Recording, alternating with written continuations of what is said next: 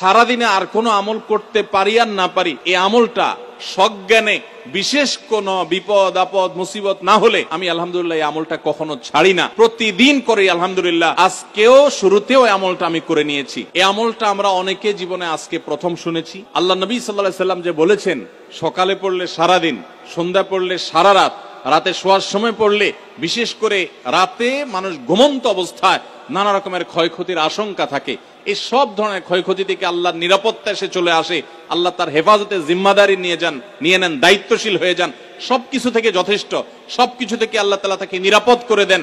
এই বিশ্বাস, এই ইয়াকিন নবী সাল্লাল্লাহু আলাইহি ওয়াসাল্লামের কথার প্রতি আমাদের আছে না নাই?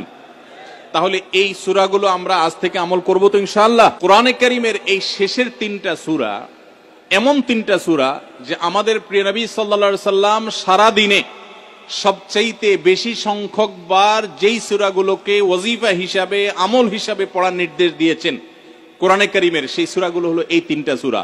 এই 3টা সূরা দিনে এবং রাতে যত বেশি সংখ্যক বার পাঠ করতে হয়, অন্য কোন সূরা, এমনকি অন্য কোন দোয়া এত বেশি সংখ্যক বার পাঠের নির্দেশ কোরআনে অথবা হাদিসে কোথাও দেওয়া হয় নাই। তাহলে এই 3টা সূরার মর্যাদা, এর কি মর্তবা, এর কি বৈশিষ্ট্য, এর কি মাহাত্ম্য আছে সেটা বুঝবার জন্য আর কিছুর প্রয়োজন নাই। এই একটি কথা যথেষ্ট যে দিন এবং